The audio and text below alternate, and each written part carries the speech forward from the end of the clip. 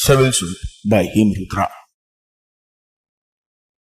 Hello, hi, सलाम, कैसे है तुम लोग? एक नंबर। मैं भी। देखो तुम आ गए कि नहीं। सिविल सूट में फिर से सेकंड लेक्चर में तुम्हारा वेलकम। अच्छा, मैं क्या बोल रहा, लास्ट लेक्चर में मैंने तुमको बताया था कि अपन ये तीन सब्जेक्ट का बेसिक बेसिक पढ़ रहे हैं। कौन से तीन सब्जेक्ट्स?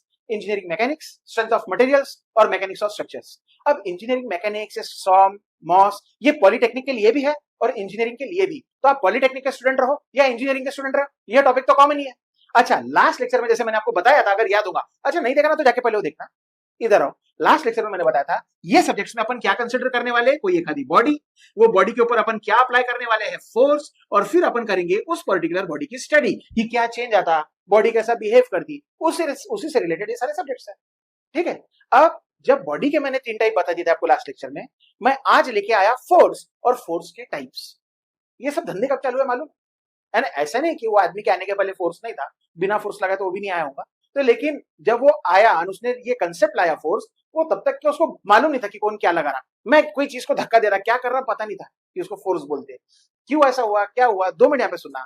बात है 1642 की, जब जन्म हुआ सर आइजैक न्यूटन का। और उन्होंने धीरे धीरे अपना बड़ा होते होते बहुत ज्यादा इंटरेस्ट डेवलप कर लिया था साइंस, एस्ट्रोनॉमी और मैथमेटिक्स में। है ना, वही फील्ड में रहना था। पता नहीं क्यों इंजीनियरिंग में आके उनको ऐसा लगा नहीं, अपन कुछ तो भी ना करते, मोशन कैसा होता क्या नहीं होता। उन्होंने फिर क्या करा, सिलेबस बढ़ा दिया, है कि नहीं। अब देखो 1642 में बर्थ होने के बाद में पहली बार जब लोगों को पता चला कि क्यों क्या ऐसा हो रहा, क्योंकि उन्होंने 1687 में अपनी एक बुक लिखी। बुक का नाम था फिलोसॉफी नेचुरलिस प्रिंसिपिया मैथमेटिशिया। सर एक बार वापस बोलना, वो एक ही बार होता हो। फिलोसॉफी नेचुरलिस प्रिंसिपिया मैथमेटिशिया नाम की बुक लिखी उन्होंने, और वो बुक इसलिए तुरंत फेमस हो गई क्योंकि वही बुक में उन्होंने बताया पहली बार पूरी दुनिया को कि क्या रहते 3 लॉज ऑफ मोशन। इसमें से आज मैं तुम्हारे 2 लूंगा, पहला और तीसरा। सर दूसरा क्यों नहीं? वो जब जरूरत आएगी मैं लूंगा ना, तुम बने रहो ना मेरे साथ। लेकिन फिलहाल मेरे को समझाने के लिए आज पहला और तीसरा लेना है, ठीक है। तो मैंने बोला कि 1642 में बर्थ हुआ, 1687 में बुक लिखी, 42-45 ईयर्स के रहे होंगे। अरे बहुत सारी चीजें थी करने के लिए वो एज में, नहीं लेकिन सिलेबस बढ़ाना था, बढ़ा दिया। इसीलिए स्पेशली वो बच्चे जिनका ये सब्जेक्ट बैक रहता था ना, बहुत गलत थे। अपन मत दो, मैं नहीं बैक लगने देता तुम्हारे को, तुम यहाँ ध्यान दो। मैं क्या बताने वाला हूँ तुमको आज, मैं बिगिन ही कर रहा आज का lecture number 2 force and its types का, पहले लॉ के साथ न्यूटन के। ये देखो यहां लिखता मैं, क्या देखने वाले हैं अपन देखने वाले हैं Newton's first law of motion. देखो एकदम इजी टू डाइजेस्ट है, सूप के जैसा मस्त सुरकारा, ऐसा सुरकारा ले लेके पीने का, मजे लेने का लेक्चर के। क्या है न्यूटन का पहला लॉ? अगर मैंने अभी इधर या तुम जहां बैठे होंगे वहां तुमने कोई एक आधा पेन ऐसा कहीं रख दिया, हाथ पे नहीं है ना, कहीं रख दिया, चले गए, तुम अगले दिन आए वो पेन तुमको वही मिलेगा। क्यों? सर वो तो रेस्ट पे है, वो कैसे अपने अपनी हल सकता, अगर घर में भूत प्रेत रहे तो हलता भूत। लेकिन हाँ, अगर कोई चीज अगर मैंने रख दी कहीं पे और वो वहीं मिल रही, इसका मतलब वो न्यूटन का पहला लॉ फॉलो कर रही। क्या है न्यूटन का पहला लॉ? अब बहुत ध्यान से सुनना, लिखने का तरीका मेरा थोड़ा अलग है, तुमने पूरा सेंटेंस फॉर्म करना एग्जाम में अगर पूछा जाए। लेकिन देखो यहाँ पे न्यूटन ने पहले लॉ में दिया अपना स्टेटमेंट, और उन्होंने कहा था एनी बॉडी, कोई भी बॉडी क्या करना चाहती, वो चाहती कंटिन्यू करना। और क्या कंटिन्यू करना है उस बॉडी को? अपना state. Any body continuous it's state. अगर बॉडी कहीं रखी है, उसको पसंद है कि मैं रखी रहूं। अगर कोई बॉडी लगातार मोशन में है, उसको पसंद है कि मैं मोशन में ही रहूं। सर ऐसा कैसा? देख, अगर मैंने कहीं टेबल पे एक किताब रख दी तो किताब वही मिलेगी, मैं 10 दिन तक के क्यों ना पढ़ाई ना करूं उससे। अगर मैं 10 दिन बाद भी सोचता हूँ तो एक बार देख ही लेता बुक में क्या, वो किताब मुझे वही मिलेंगी। क्यों? क्योंकि उसके ऊपर क्या लग रहा है? न्यूटन का पहला लॉ। तुम पढ़े रहते मोबाइल लेकर के सोफा पे, तुम्हारे ऊपर भी क्या लगता है? न्यूटन का पहला लॉ। तुम ऐसी थोड़ी है, नहीं नहीं नहीं, तुम्हारे ऊपर न्यूटन का पहला लॉ लग रहा। तुम भी क्या कंटिन्यू करना चाहते हैं? अपना स्टेट कंटिन्यू करना चाहते हैं। कैसे? ये स्टेट जो है वो 2 तरीके का रह सकता, आइदर ऑफ रेस्ट और ऑफ मोशन। कोई भी बॉडी कंटिन्यू करना चाहती है अपना रेस्ट स्टेट, अगर वो रेस्ट में है तो रेस्ट में रहना चाहेंगी, मोशन में है तो कंटिन्यूअस मोशन में रहना चाहेंगी। कब तक चलेगा ये सिलसिला? जब तक कि कोई पीछे से आके काड़ा करता नहीं, यानी कि until it is disturbed by an external agency.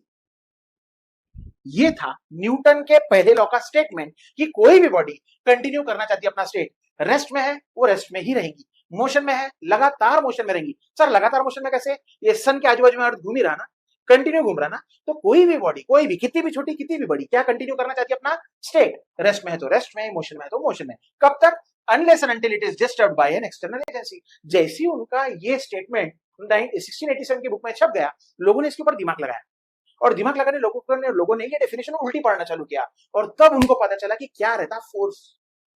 कैसे? देखो इधर, ये स्टेटमेंट पर से, Newton's first law of motion पर से लोगों ने बनाई फोर्स की डेफिनेशन।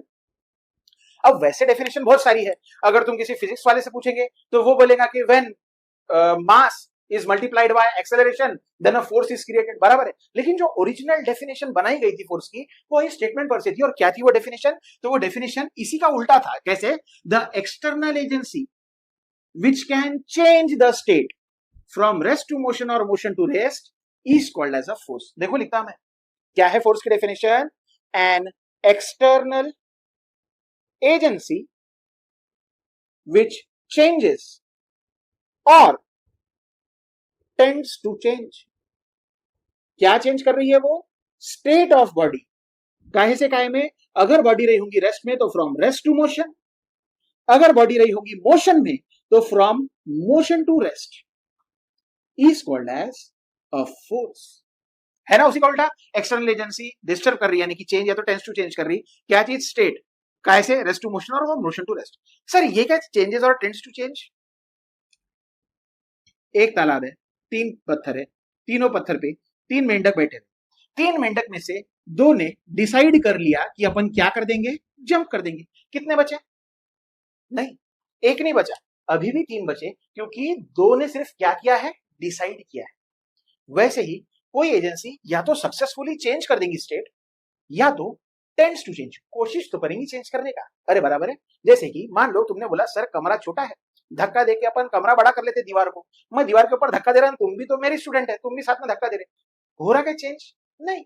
दीवार सरकती क्या आदमी के सरकाने से? नहीं। लेकिन अपन कोशिश तो कर रहे ना। तो अगर आप चेंज कर ले रहे सक्सेसफुली, या तो कोशिश भी कर रहे चेंज करने की, क्या चेंज करना है? The state of the body from rest to motion और from motion to rest is called as a force. Force को और एक नाम है, जब अपन आगे जाएंगे सब्जेक्ट में तो कई बार उसे लोड भी कहा जाता, और फोर्स को डिनोट करते अपन पी से। काय से डिनोट करते? Letter P. अगर तुम पूछेंगे उसका एसआई यूनिट क्या है, तो फोर्स को मेजर किया जाता न्यूटन्स में,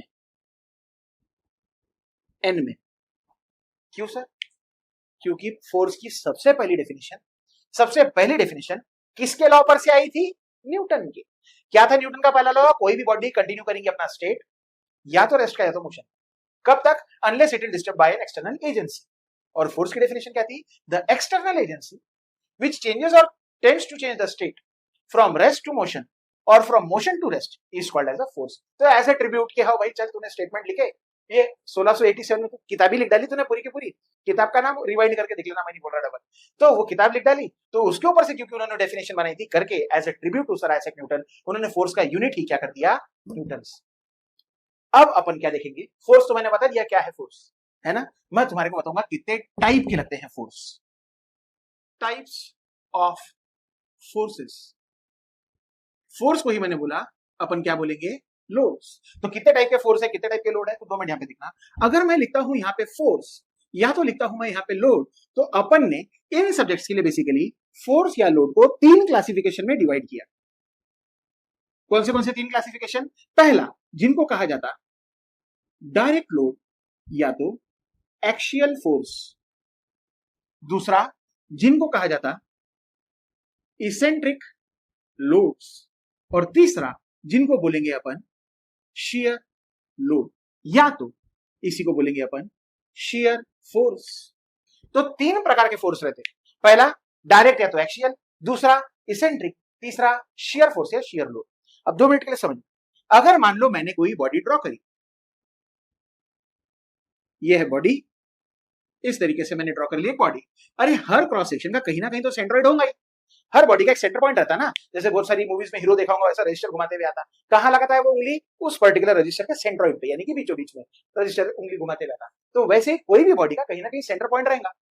अब अगर इस सेंटर पॉइंट में से मैंने इमेजिन कर लिया एक लाइन जो थ्रू आउट द बॉडी जा रही, तो इस इमेजिनरी लाइन को अपन बोलते हैं एक्सिस ऑफ बॉडी। क्या बोलते हैं अपन उसको? Axis of body. वैसे ही अब मान लो ये बीम है या तो अगर कॉलम है तुम्हारे घर का, ये देखो कोई भी बॉडी ले लो, हर बॉडी को सेंट्रोइड रहता, तो ये कॉलम है, कॉलम के भी इधर बीचों बीच में होगा कि नहीं होगा सेंटर पॉइंट। अगर मैंने अलोंग द लेंथ यहां पे भी एक इमेजिनरी लाइन कंसीडर कर ली, तो इस इमेजिनरी लाइन को भी अपन क्या बोलेंगे? ये है एक्सिस ऑफ बॉडी। सर आप टॉपिक से भटक गए क्या? ना भाई, मैं भटका नहीं, मैं तुम्हारे समझने के लिए ही बनाया, वो 2 मिनट ध्यान से सुनना। मैं काय का टाइप बता रहा, फोर्स या तो लोड के।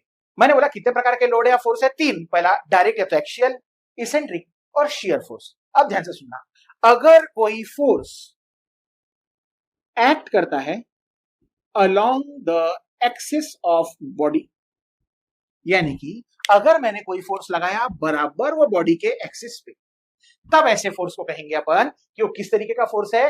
डायरेक्ट लोड या तो एक्सियल फोर्स। समझे? यहां पे भी अगर मान लो उसको लगाया मैंने along the axis of body, तब उसको बोलेंगे कि वो किस तरीके का फोर्स है? डायरेक्ट या तो एक्सियल। इसेंट्रिक क्या रहेगा फिर? जो फोर्स सेंटर पे लग रहा है वो एक्सियल है या तो डायरेक्ट है, तो जो सेंटर पे नहीं लग रहा वो इसेंट्रिक है। अरे बराबर है। अब 2 मिनट ध्यान से सुनना, अगर मान लो कोई दूसरा फोर्स है, वो फोर्स सेंट्रॉइड पे नहीं लगे, यहां कहीं बाजू में लगा हुआ है, अभी के लिए बाजू में लगे हुए लोड को बोलता P, और जो सेंटर है, सेंटर से उसके डिस्टेंस को बोलता मैं E। अरे अगर डिस्टेंस बोलना है तो डिस्टेंस को ही ओल्ड इंग्लिश में वर्ड था इसेंट्रिसिटी। ओल्ड इंग्लिश में क्या वर्ड था डिस्टेंस का? इसेंट्रिसिटी। यानी कि तू मेरे से दूर है तो अपन ऐसा बोलते थे दाउ आर दा इसेंट्रिसिटी। अरे बराबर, पुरानी इंग्लिश में फालतू कर दे, लैटिन इंग्लिश वगैरह। तो मैं ये बोल रहा कि डिस्टेंस को अगर इसेंट्रिसिटी बोल रहे तो दूर लगे हुए डिस्टेंस लगे हुए लोड को क्या बोलेंगे? Distant load. वैसे ही इसेंट्रिसिटी पे लगे हुए लोड को बोलेंगे अपन इसेंट्रिक लोड। डेफिनेशन देख लो उसकी, इससे मैचिंग है। क्या है इसकी definition? The force which does not act along, किसके अलोंग रे? The axis of body are called as eccentric loads. ऐसे लोड जो सेंट्रॉइड पे नहीं लगे बाजू में कहीं लग रहे, उनको बोलते हैं इसेंट्रिक लोड। क्या बोलते हैं उनको? Eccentric load. नॉन डस्ट का रबर देखा है तूने? लंबा वाला, वो 5 रुपए का आता, अप्सरा का, नॉन डस्ट का कोई भी। अगर वो रबर को मैंने साइड से दबाया, ये देखो डायग्राम के थ्रू समझाने की कोशिश करता। मान लो ये तुम्हारा वो रबर है, वो 5 का 10 का पता नहीं कितने का मिलता है, लेकिन ऐसा लंबा रहता। अगर मैंने रबर के बराबर बीचों बीच में कोई फोर्स लगाया कॉम्प्रेशन का, तो ये क्या होगा? ये कॉम्प्रेस हो जाएगा इस तरीके से, बराबर है। लेकिन अगर वही रबर लिया है मैंने,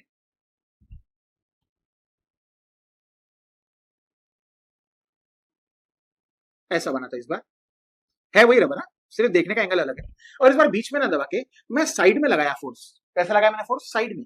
तो क्या होगा? वो रबर सीधा कॉम्प्रेस तो नहीं होता, लेकिन वो हाँ बेंड जरूर हो जाएगा। ये किस तरीके का लोड था? सेंटर पे लगा हुआ था क्या? नहीं। सेंटर से कुछ इसेंट्रिसिटी पे लगा हुआ था क्या? हाँ। यानी कि ये किस तरीके का लोड था? ये इसेंट्रिक लोड था, और इसेंट्रिक लोड लगाने की वजह से मेरा रबर क्या हो गया? बेंड हो गया। इसीलिए कई बार इसेंट्रिक लोड्स को बेंडिंग लोड्स भी कहा जाता है। क्या बोलते हैं इसेंट्रिक लोड्स को अपन? Bending load. लास्ट वाला कौन सा है? शियर फोर्स या शियर लोड। अब 2 मिनट के लिए ध्यान से सुनना। मान लो मैंने एक ऑब्जेक्ट लिया और इस ऑब्जेक्ट को नीचे से फिक्स कर दिया टेबल पे, या तो ऐसा समझो रबर का टुकड़ा है, मैंने कहां पे उसको रख दिया? टेबल पे। अब मैं क्या कर रहा? टॉप सरफेस को पैरेलल एक फोर्स लगा रहा, जो भी ऊपर की सरफेस को घसीटते हुए लेके जा रहा। क्या होगा इसका? तो ये इस हिसाब से बेंड हो जाएगा।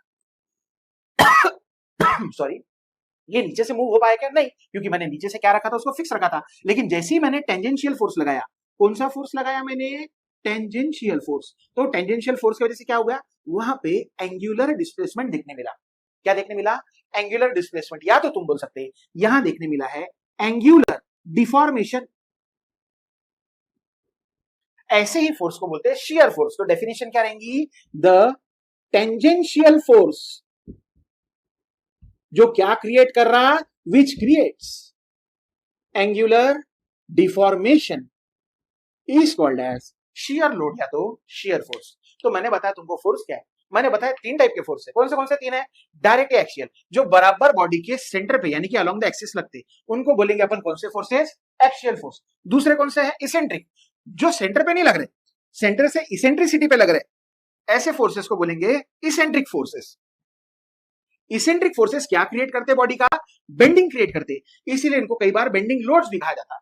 और शियर फोर्स किसको बोलते हैं? अगर कोई टेंजेंशियल फोर्स जा रहा जिसके वजह से एंगुलर डिफॉर्मेशन हो रहा, या तो कैंची देखा है तुमने, कैंची, कैंची के 2 ब्लेड रहते, एक ब्लेड जाता ऊपर, एक ब्लेड जाता नीचे। अगर मैंने वैसी कैंची ड्रॉ करी, या तो इमेजिन करो आप किसी के बर्थडे पार्टी में है, खुद की बर्थडे पार्टी में इमेजिन कर लो, केक की नेचुरल स्टेट क्या है according to Newton first law, उसको कहां जाना रहता, ऊपर। लेकिन मेरे को तो केक को काटना है, तो मैं क्या करूंगा, जहां से भी केक को काटना रहेगा मैं वहां क्या लगाऊंगा, चाकू का फोर्स लगाऊंगा। अब देखो, अगर मैंने यहाँ टेंजेंट ड्रॉ कर लिया तो एक फोर्स जा रहा ऊपर, एक फोर्स जा रहा नीचे, और वहां कटिंग होता, क्या होता, कटिंग एक्शन, सेम कैंची के जैसा। इसीलिए शियर फोर्स या शियर लोड्स को कई बार कटिंग फोर्स भी कहा जाता। क्या कहा जाता, कटिंग फोर्स। तो ये है वो 3 प्रकार के फोर्सेस जो आप बॉडी के ऊपर लगा सकते हैं। कौन से, या तो डायरेक्ट, नहीं सेंटर पे लगाना है तो या तो इसेंट्रिक, न सेंटर पे लगाना ना कहीं लगाना, हमको घसीटना है उसको, तो फिर वो रहेगा शियर फोर्स। लेकिन ये खत्म नहीं हुआ फोर्स का टाइप, क्योंकि डायरेक्ट फोर्स आगे जाके और 2 टाइप का है। एक जिसको बोलते हैं अपन टेंसाइल फोर्स, और दूसरा जिसको बोलते हैं अपन कॉम्प्रेसिव फोर्स। सर खत्म होता ही है, अरे इजी है टॉपिक भाई। देखो फालतू की चीजें हटाता मैं बोर्ड पर से, तुमको समझा देता क्या है, ये हो जाएगा अपना टॉपिक खत्म। इजी इजी है बिल्कुल, टेंशन लेना नहीं। और जो चीज नहीं समझी वापस देखना, फिर भी नहीं समझी, कमेंट सेक्शन है नीचे, कमेंट सेक्शन में जाने का, बताने का, सर ये नहीं समझ रहा, मैं हूं किसके लिए रहे, सिविल सूप इसी लेता है। देखो यहाँ डायरेक्ट फोर्स अब पता है, उसको आगे जाकर उन्होंने 2 हिस्सों में डाला, 2 मिनट में बताया था क्या है, 2 मिनट, उससे ज्यादा टाइम भी नहीं लगेगा। ये देखो बनाई मैंने एक बॉडी, बॉडी का है सेंटर, अगर मैंने उधर ड्रॉ कर लिया एक एक्सिस तो ये बनेगी एक्सिस ऑफ द बॉडी। अगर मैंने बाहर की तरफ खींचा फोर्स, यानी कि मैंने अगर 2 पुल फोर्स लगाए हुए, कैसे फोर्सेस लगाए, पुल, तो बॉडी लमेंगी ना, टेंशन में आएंगी ना, इसीलिए ऐसे फोर्सेस को कहा जाता टेंसाइल फोर्सेस। तो डेफिनेशन है, when 2 pull forces are applied, कैसे अप्लाई किया है तुमने, एक्सियली। अगर एक्सिस पे 2 पुल फोर्सेस लगाए तो ऐसे फोर्सेस को बोलेंगे अपन टेंसाइल फोर्स, और इसका ऑपोजिट कौन सा है, कॉम्प्रेसिव फोर्स। व्हेन अब पुल नहीं लगा रहा मैं ना, मेरे को पुल करना ही नहीं, मेरे को दबाना है इसको, तो एरोस अंदर की तरफ क्या किया है मैंने, दोनों तरफ से बॉडी को पुश किया है। तो when 2 push forces are applied axially, then such forces are called as compressive forces. ये थे फोर्स के टाइप्स। अब पता चला तुमको क्यों फोर्स को न्यूटन में गिनते, क्योंकि न्यूटन के पहले लॉ से आया था। फिर मैंने बताया कितने टाइप के फोर्स है, ये 3। फिर मैंने ये भी बताया तुमको कि वो डायरेक्ट लोड के आगे जाके और कितने टाइप है, 2। अगर मैं दोनों तरफ से पुल कर रहा तो टेंशन, पुश कर रहा तो कॉम्प्रेशन। बार बार देखना, नहीं समझा तो लिख के देख लेना एक बार, जैसा मैंने लिखा सरकता साइड में। अच्छा एक चीज के बाद अब से अपन डाल लेंगे, जब भी मैं जाया करूंगा ना, तो मैं तुम्हारे लिए लेक्चर थोड़ी देर के लिए चालू रखूंगा, तुमने देख लेना, जो जो बोर्ड पे लिखा है वैसे लिख के प्रैक्टिस करना, प्रैक्टिस करते रहो, पढ़ते रहो, जो भी टॉपिक हो ना मुझे बताओ।